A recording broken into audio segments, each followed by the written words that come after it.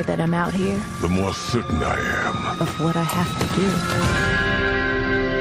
The only way to protect the cycle, the only way to break the cycle is to kill you. In the letter that accompanied my preview version of DeathLoop, the first thing game director Dinga Bakaba wrote was, "DeathLoop is a strange game."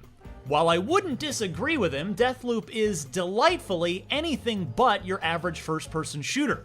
I'd also say, with compliments, that it is the most Arkane-y game yet. If you're familiar with the studio's work over the past decade, highlighted by Dishonored and Prey, then you're going to feel very comfortable with DeathLoop. That said, the pseudo-1960s vibe and intentional mystery behind the island of Black Reef that you're stuck in a time loop on makes DeathLoop a wholly unique experience. I've played the first 6 or so hours of it, and I'm only just getting started.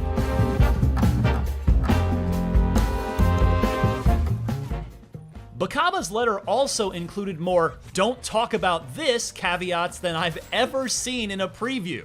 That's why the footage you're seeing is only from one area of one mission, even though I've played a lot more. But that's okay, because I don't want to ruin anything for you any more than the Arkane team does. Just know that your name is Colt, and you wake up on Black Reef Island with a foggy memory and a woman named Juliana out to get you. Oh, and you're trapped in that pesky time loop.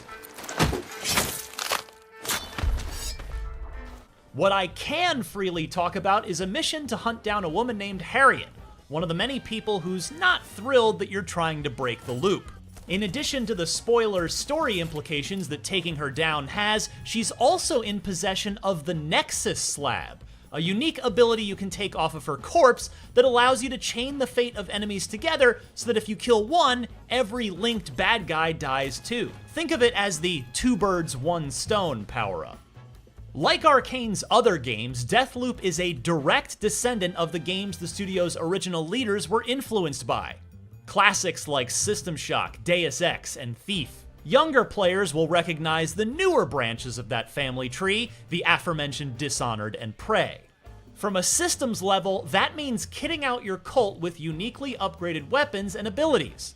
From a macro gameplay perspective, it means you're able to embrace stealth, go guns blazing, though this might not be the best idea in the early hours given your relatively puny health bar, or hack and distract to create diversions with radios or take over gun turrets to have them fight for you instead of the enemy.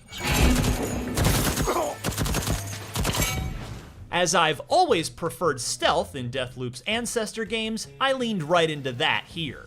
Snapping necks and lopping off heads with my machete never got old, nor did my irresistible urge to search for hidden loot, of which there is plenty. Note that safe and door combinations randomize for each player, so any that you happen to see here aren't spoilers. As you progress, you'll earn and learn new ways to tame the inevitable crashing wave that is the death loop. Your first ability, in fact, Reprise, lets you die twice within a loop without having to restart that entire loop. An invaluable skill given your relative weakness in direct head-to-head combat. Another one, Infuse, allows you to make certain weapons loop-proof, so yes, you can take them with you.